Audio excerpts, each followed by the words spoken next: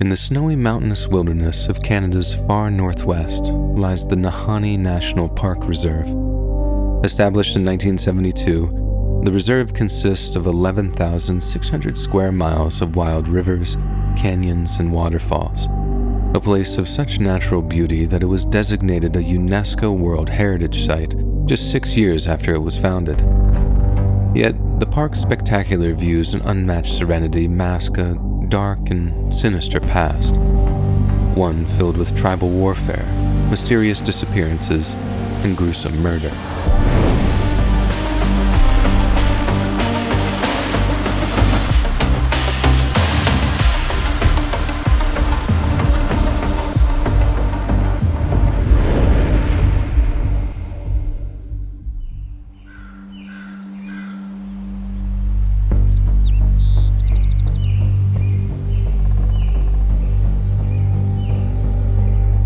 The Dene First Nations peoples have inhabited the lands around Nahanni National Park Reserve for thousands of years. According to their oral history, the Dene were once locked into a bitter and bloody struggle with a neighboring tribe known as the Naha. The Naha made their homes in the foothills of what are now known as the Mackenzie Mountains, while the Dene dwelled on the valley floors below. This made the Dene particularly susceptible to Naha's lightning-fast raiding techniques, while their own uphill counterattacks proved bloody and futile affairs. If the Dene wished to live in peace, they had to strike back at the Naha with such viciousness that they would be forever driven from their mountain homes. But since the Naha warriors vastly outnumbered their own, the Dene would have to execute an effective and decisive ambush, one that would deliver a knockout blow and end the many years of costly conflict. Before they struck, the Dene waited for a new moon, ensuring their attack took place on the darkest night of the month. Then, while creeping up the pitch-black hillsides, the Dene planned to silently pounce on any Naha patrols they came across, cutting their enemies' throats to ensure none of them could raise the alarm. But curiously, even as they got within arrow shot of the main Naha encampment, not a single enemy warrior could be seen. Silence greeted Dene warriors as they reached the perimeter of the enemy camp, and for a moment, it seemed as if though they'd caught their tormentors completely unaware. Yet as they stormed the Naha teepees, tomahawks primed to taste the blood of their foes, they realized the camp was completely deserted. There were food stocks still remaining in the camp, fires still smoldering away, but there were no Naha tribesmen to be seen. It was as if life at the camp had just suddenly and inexplicably stopped. The incident so terrified the warband that the story has since passed into Dene legend, and it's said that following that night, their warriors dared not venture into the hills anymore, lest they be taken by whatever made the Naha disappear.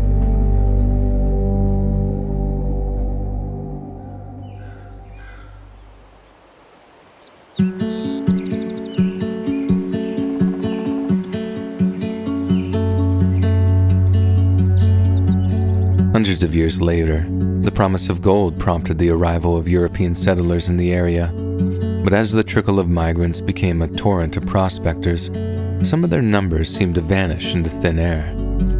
Perhaps the most famous tale is from the year of 1905 and details two brothers named Frank and Willie MacLeod.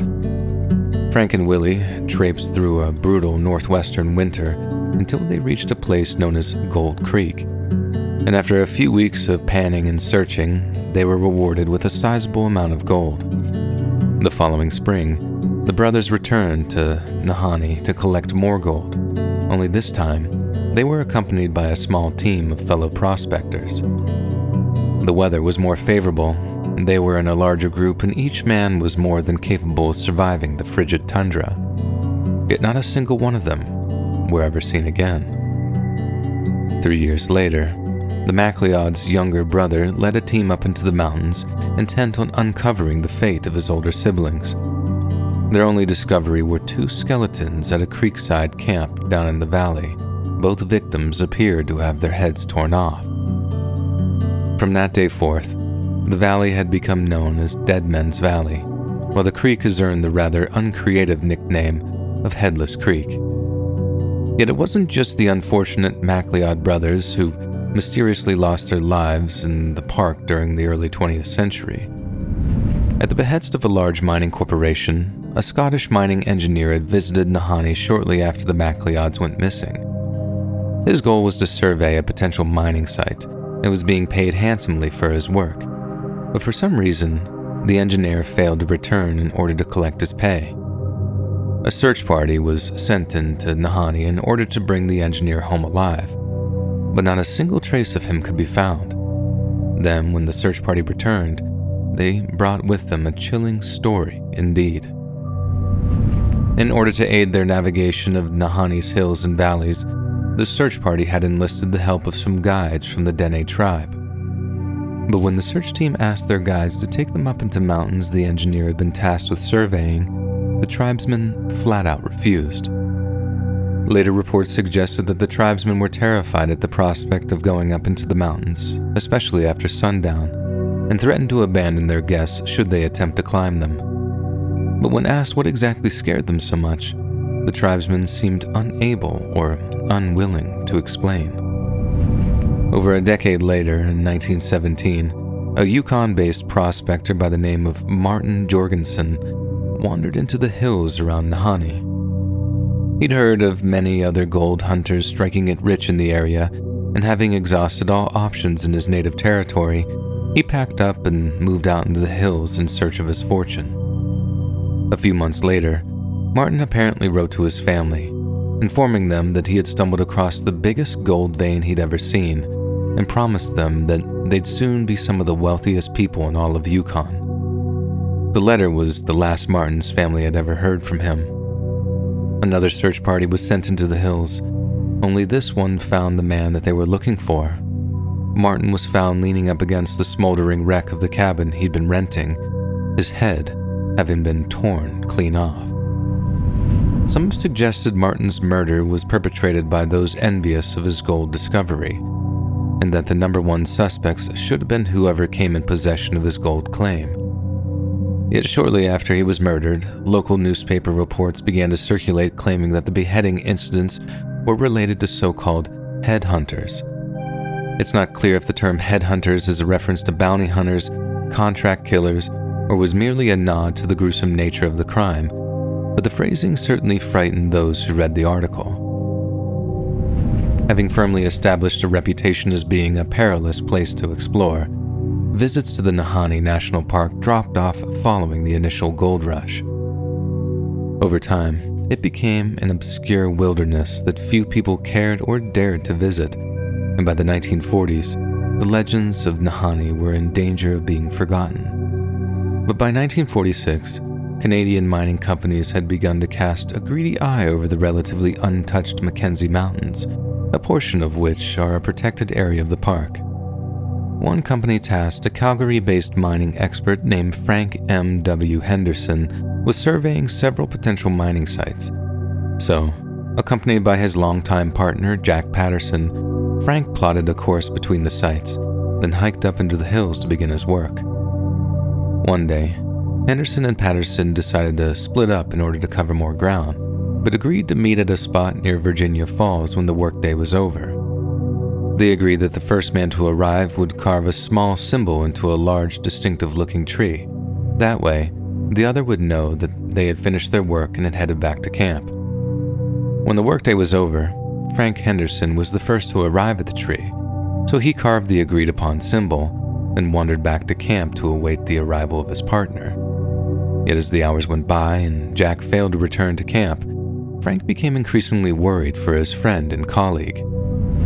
As night fell, and Jack had still not returned to camp, Frank knew that something must have happened to his partner to cause him to be so late. Then at sunrise, when Jack's tent was still empty, Frank hiked off into the woods in search of his missing friend. The search barely lasted an hour.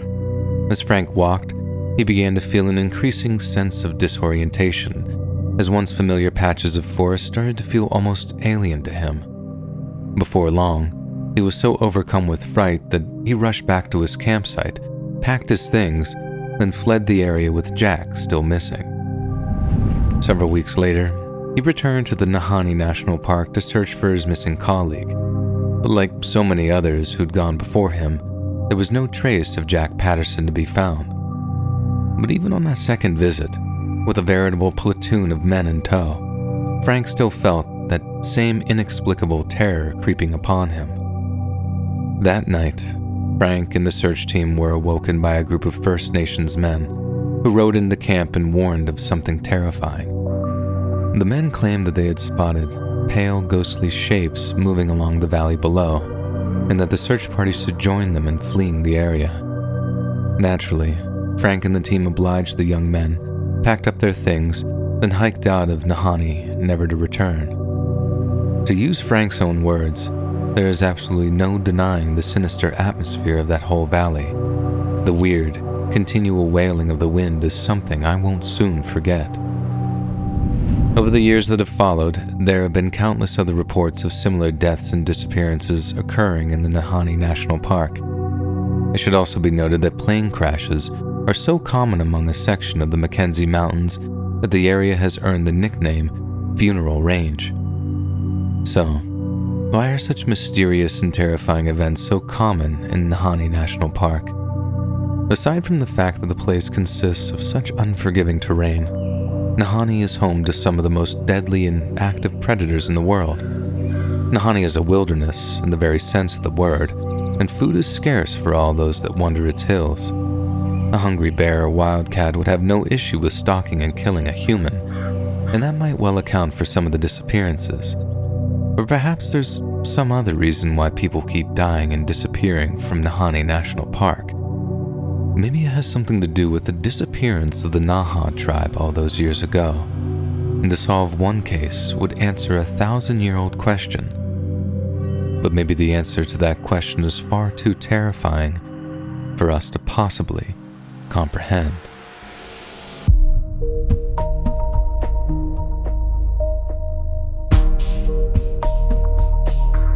Hey friends, thanks so much for watching. Just a quick heads up, I release new videos every second Tuesday at 7 p.m. EST. Also check out my main channel, Let's Read, where you can hear longer compilations of interesting, scary stories just like these. And if you prefer audio only, feel free to check out the Let's Read podcast, located anywhere you listen to podcasts, all linked in the description below. Thanks so much, friends, and I'll see you in the next one.